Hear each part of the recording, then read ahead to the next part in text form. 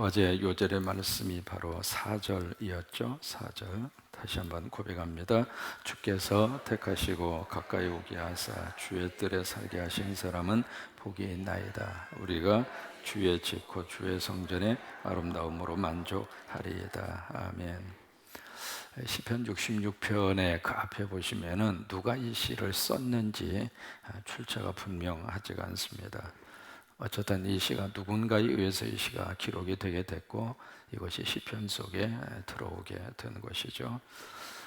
이 시편 66편이 가지고 있는 주제는 큰 어려움이 있었습니다.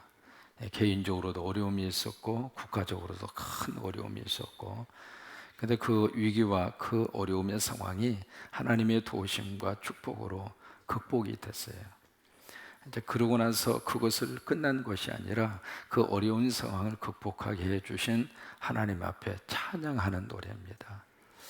그래서 이 시편 66편을 가리켜서 감사의 내용이기도 하지만 특별히 찬양에 대한 찬양시라라고 하는 말을 그래서 이제 붙일 수가 있습니다. 특별히 두 가지로 이렇게 나눌 수가 있는데 1절에서 12절까지 쭉 이렇게 자세히 보시면은 거기에 나오는 주어가 복수입니다. 우리라고 하는 단어. 1절에서 12절까지. 그래서 내용이 거의는 공동체가 하나님 앞에 찬양하는 내용입니다. 예배 시간에 모든 성도들이 같이 이렇게 모여서 하나님 앞에 크게 이렇게 찬양을 올리는 공동체적 의미에서의 찬양, 그것을 말을 하고 있고, 그 다음에 13절부터 20절까지는 그 주어가 나라고 하는 단어입니다. 그래서 개인적으로 하나님 앞에 이렇게 찬양을 올리는 그런 내용들입니다. 이 찬양을 이렇게 쭉 한번 소개를 하면서 가장 중요한 주제가 1절입니다. 1절에 보시면은 온 땅이여 누구에게, 하나님에게 어떻게, 이게 찬양의 3대 요소입니다. 찬양을 하는데 누가 찬양을 하는가? 온 땅이 찬양을 해라. 그 이야기는 이 온 땅이라고 하는 그 단어가 4절에 다시 한번 나오거든요. 온 땅이라고 하는 단어가 또 한번 나오고 8절에 보시면 이제는 만민들아. 이 찬양의 주체는 꼭 예수 믿는 사람만 찬양하는 것이 아니라 이 세상에 있는 모든 천하 만물, 우주가 다 누구를 찬양해요? 왜 그럴까요? 존재하게 하신 분이 누구니까? 하나님이니까. 그래서 이 찬양의 주체가 꼭 교회에만 국한되어져 있는 것이 아니라 이 세상의 모든 것들이, 여러분 이제 길거리를 지나가시다가 아니면 조금이라도 감정이 좀 이렇게 살아나면은 꽃들을 보면서도 이 꽃이 너무 누군가를 향하여 아름다운 모습으로 보여주는 그 자취가 마치 하나님을 향하여 찬양하고 있는 것처럼, 그러니까 이 세상의 모든 것들이 결국 찬양해야 할 주체라고 하는 것입니다. 그래서 1절 말씀이 그래서 이제 온 땅이여 라고 하는 말로 그렇게 시작을 하고 있습니다. 그 다음에는 이 찬양을 들으신 분이 누구일까요? 하나님이십니다. 이걸 참 우리들이 놓쳐서는 안 되거든요. 여러분 여기에 무대에 서서 아니면 성가대에 서서 찬양한다 할지라도 그 찬양을 들으시는 분은 누구예요? 하나님이세요. 그러니까 이 찬양을 가장 먼저 듣는 분이 하나님이시고, 하나님만 듣는 게 아닙니다. 마귀와 사탄도 듣습니다. 또 마귀와 사탄만 듣는 게 아닙니다. 찬양을 하는 나도 듣습니다. 나만 듣는 게 아닙니다. 다른 사람도 그 찬양을 듣습니다. 그러니까 이 찬양의 내용이 참 중요한데, 어떤 찬양, 어떤 내용, 어떤 곡의 찬양을 부르냐에 따라서 그 찬양 후에 나타나는 결과가 달라지게 됩니다. 여러분 지금 젊은이들이 부르는 노래 알아들을 수 있습니까? 모르겠어요. 저는 세대 차이를 느껴서 그러는지 무슨 내용인지 도무지 모르겠어요. 이게 좋아한다는 말인지 싫어한다는 말인지 죽인다는 말인지 살린다는 말인지 가사가 들려야 말이지. 요즘 젊은이들의 거의 그 노래소리가 랩풍이잖아요. 랩이란 게 막 입으로 막 뭐라고 해서 이제 막 곡사포처럼 속사포처럼 쏘아대는 그런 랩송이 거의 주를 이루고 있는데 그게 참 귀에 안 들어와요. 네가 나를 모르는데 내가 너를 알겠느냐, 이게 참. 그리고 시대마다 이 노래 자체가 계속 달라져요. 옛날에 우리 어르신네들의 시대에 불렀던 노래의 템포는 느려요. 아주 느려요. 인생은 나그네 길 요즘 아이들은요 그런 노래 들으라면 갑갑해서 못 들어요. 이제 점점 시대가 지금 노래 자체 템포도 그러고 노래의 가사도 그러고 굉장히 빨라졌습니다. 빨라졌는데 어쨌든 우리가 어떤 모습으로 하나님 앞에 찬양을 하든 중요한 것은 그 찬양을 들으시는 분의 마지막 대상은 누구냐면 하나님이래요. 그러니까 어느 찬양을 부르더라도 그것을 꼭 마음에 간직하고 불러야 찬양이 은혜가 됩니다. 이 찬양을 누군가를 즐겁게 하기 위해서 찬양을 부르면 아주 속상할 때가 많습니다. 왜요? 찬양 다 끝나고 나서 나오는 반응, 오늘 죽 썼어? 자기가 봤을 때 죽을 쓴 거지 하나님이 보실 때에는 그 찬양하고 있는 그 자체가 너무 아름다운 거예요. 이 새벽을 깨워서 여기 나와 있다는 자체가 기적 아닙니까? 찬양하고 있다는 그 자체가 성령님이 함께 하시고 하나님이 역사하시고 믿음의 영성이 없이는 찬양 안 터져요. 하나님은 잘하고 못하고는 우리 기준이에요. 잘할 수도 있고 못할 수도 있고 괜찮아요. 그래서 저는 한국풍의 노래가 참 좋습니다. 이 유럽에서 넘어온 이 멜로디라든 이것은 음정과 박자 이게 아주 정확해야 돼요.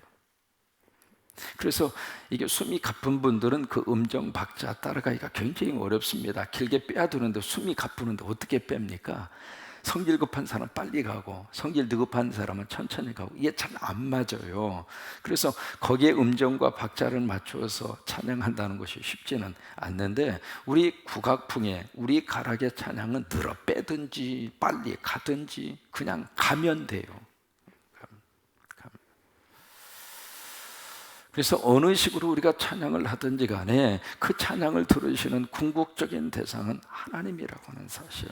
사람에게 하는 것이 아니라 누구 들으라고 하는 것이 아니라 가장 중요한 찬양의 대상은 하나님이라고 하는 사실입니다.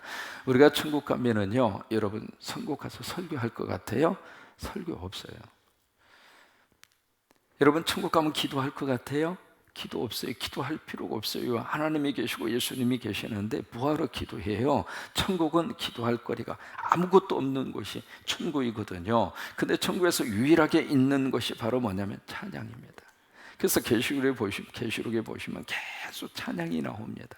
24장로가 보좌 옆에 모여서 찬양하고 14만 4천 명의 성도들이 찬양을 하고 수를 헤아릴 수 없는 수많은 하나님이 거룩한 백성들이 자리에서 다 일어나서 영화로다 영화로다 영화로다 영원한 찬양이 있는 곳이 바로 천국이에요. 그래서 우리가 이 땅에서 천국을 살 때 해도 찬양하는 순간만은 천국입니다.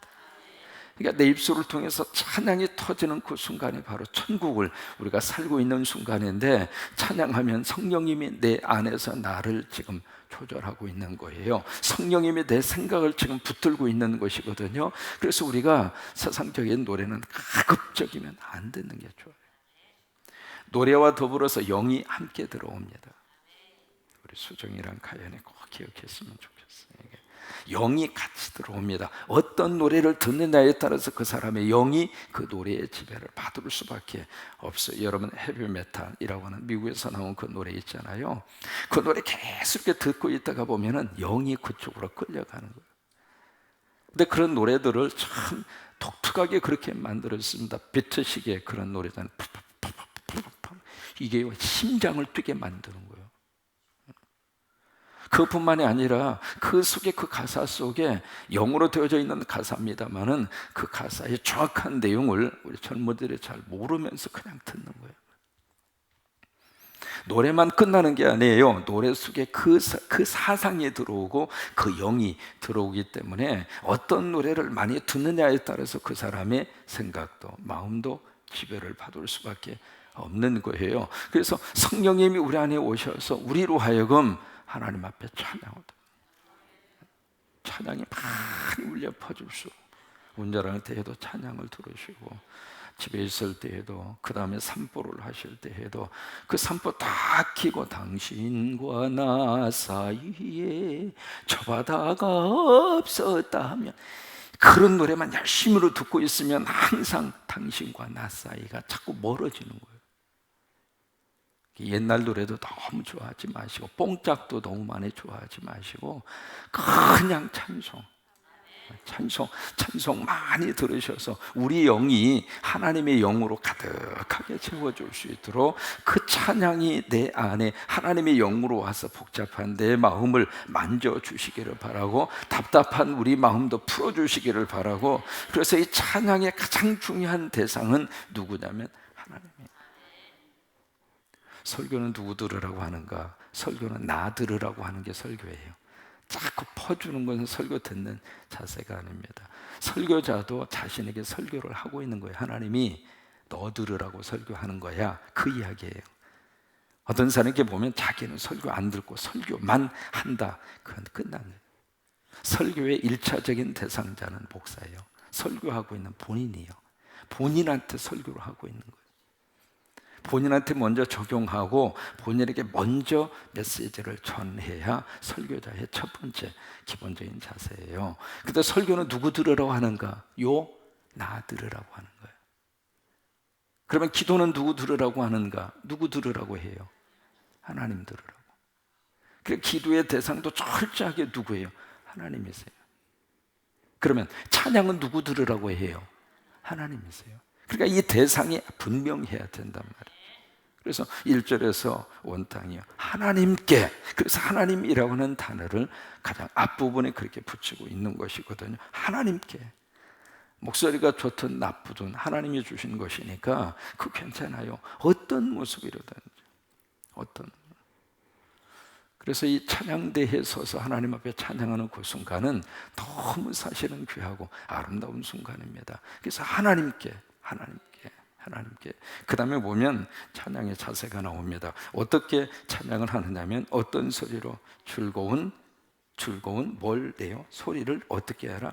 이게요, 영어로 그렇게 돼요. shout이라고 하는 단어를 씁니다.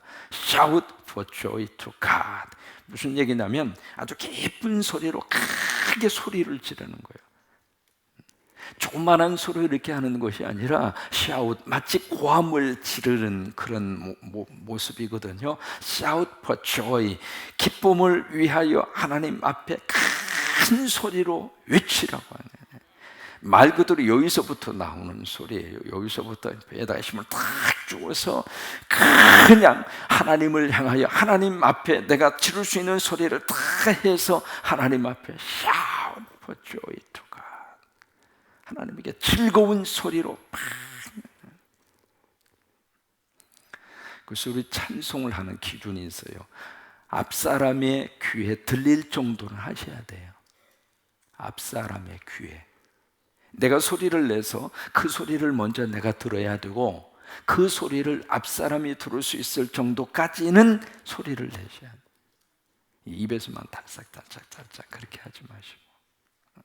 그래서 여기에 즐거운 소리를 낼지어다. 왜요? 그 소리를 내면서 내 영이 하나님의 거룩한 영하고 역사가 나타나는 거예요. 속에 있는 것이 이렇게 터지면서, 그러면서 내 안에 하나님의 영으로 채워지는 거예요.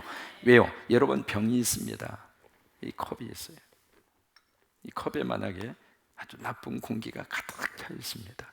그러면 그 공기를 빼낼 수 있는 방법 여러 가지가 있겠죠. 위에 뚜껑을 덮어서 진공 상태로 만들어서 나쁜 공기를 에어로 특수 장치로 해서 빼낼 수도 있고, 근데 가장 간단한 방법이 있습니다. 이 컵에 나쁜 공기를 빼낼 수 있는 아주 간단한 방법, 컵에다가 뭘 집어넣으면 돼요? 내용물을 집어넣으면 돼요. 내용물을 집어넣으면 되는데 그 내용물에 따라서 컵에 대한 이름이 달라집니다. 물을 집어넣으면, 국을 집어넣으면, 밥을 집어넣으면, 보석을 집어넣으면, 미안해요, 똥을 집어넣으면. 컵은 컵이지만은 그 컵의 내용물에 따라서 컵의 이름이 달라지죠. 그 이름만 달라집니까? 컵에 대한 가치가 달라져요.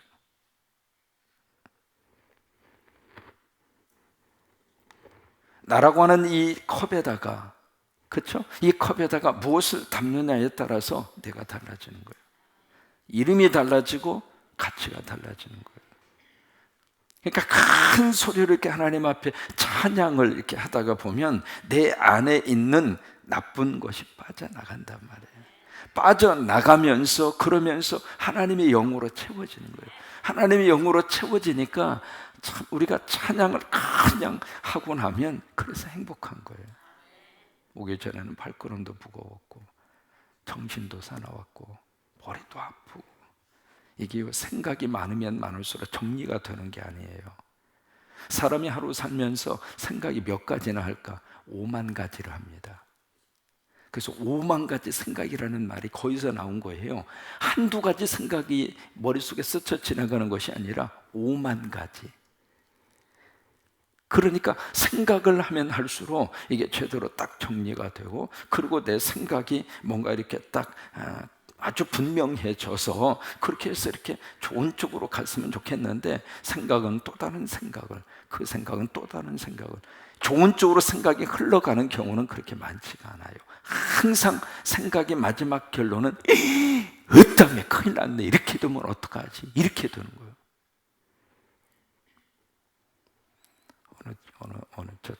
어느 분이 시험 들어서 전화가 와가지고, 목사님, 저요 다시는 그 교회 안 나갈 거예요.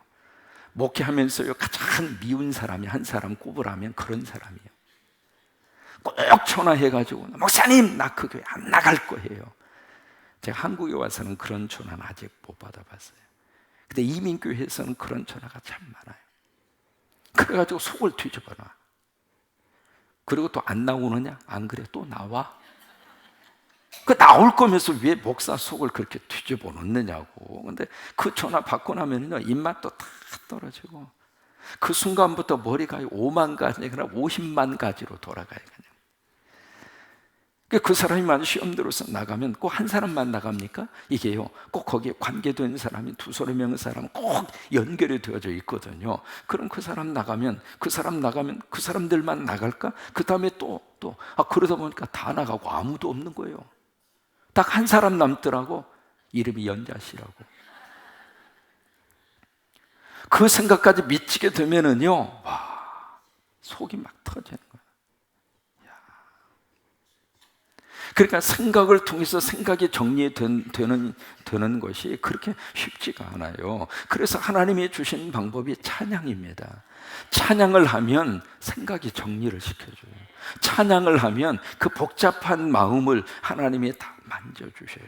그냥 찬양을 하는 것이 아니라 혼자 이렇게 있을 때나 샤웃, 큰 소리로 찬양하다가 목이 쉬어본 경험 서너 번 정도는 하는 게 좋아요.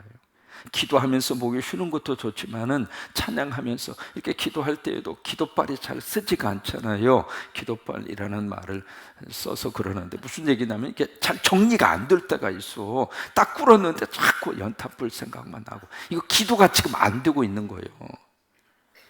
주여, 입으로는 주여 하고 있는데 지금 생각은 자꾸 월명공원에 가 있어.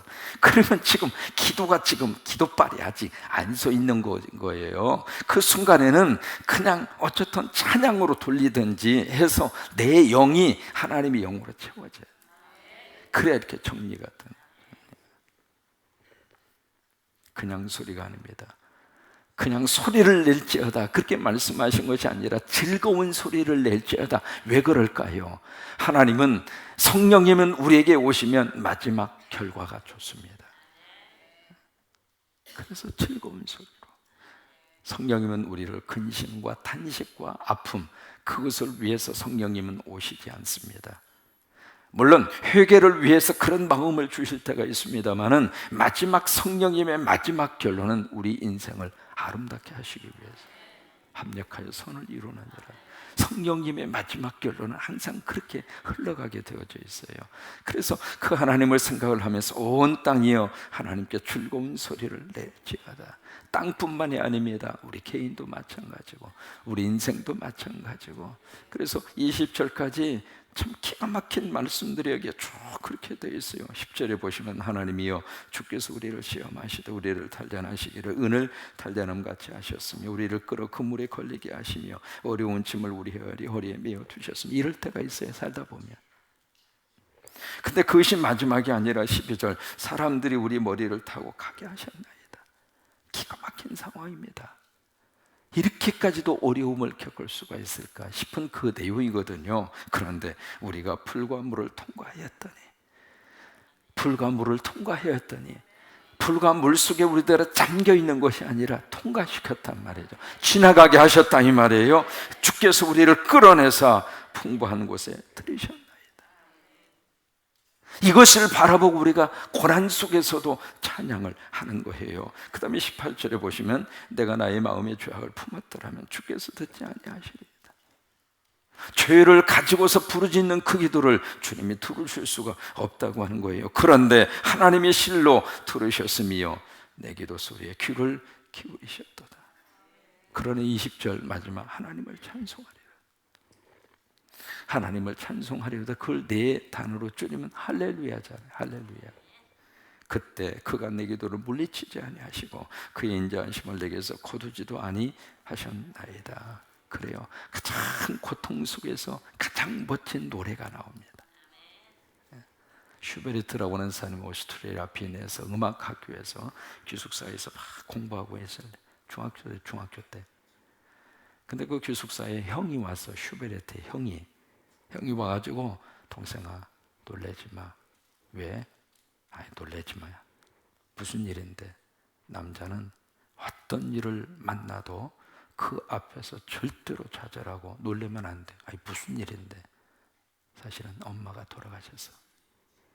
그 소식을 슈베르트 형이 와가지고 동생에게 전달을 하는 거예요. 형 무슨 얘기야? 지난주까지만 해도 엄마 건강하시고 그랬는데 무슨 얘기야? 갑자기 돌아가셨다. 이 세상에서 엄마가 사는 것이 너무 힘들어서 하나님의 좋은 곳으로 엄마 모시고 갔어. 그러니 너 이 공부 중단하지 말고 엄마를 위해서라도 열심히 해야 돼. 형이 그렇게 위로하는데 그 위로가 됩니까? 막 철구하면서 막 울어요, 슈베르트가. 그러다가 엄마의 따뜻했던 손길, 엄마가 자기에게 해주었던 어린 시절의 그 노래, 그 엄마의 가슴 속에서 엄마가 주셨던 그 아름다운 사랑, 그게 머릿속에 꽉 차는 거예요. 그러자 2층으로 팍 뛰어 올라가더니 피아노 앞에 딱 앉아서 그때 만들어낸 것이 그 유명한 슈베르트의 자장가입니다. 14살 때 가장 슬픔의 그 현실 속에서 그것을 아름다운 멋진 노래로 만들어낸 거예요. 사람이 가장 어느 때 진실한 찬송이 터지는가? 고통스러워. 사실은 그때가 가장 정직한 찬양이 터지는 거예요. 기쁠 때도 찬양이 나오지만은 견딜 수 없는 어떤 아픔과 고통 속에서 그 속에서 정말 하나님만 생각하고 불러지는 찬양이 거기에서 터지는 거기에서. 요절의 말씀 1절입니다. 1절은 금방 외울 것 같아요. 1절 시작. 온 땅이여 하나님께 즐거운 소리를 낼지어다. 한 번만 더 고백하시죠. 온 땅이여 하나님께 즐거운 소리를 낼지어다. 이제는 성경 보지 말고 시작. 온 땅이여 하나님께 즐거운 소리를 낼지어다. 자, 한 번만 더 시작. 온 땅이여 하나님께 즐거운 소리를 낼지어다. 아멘.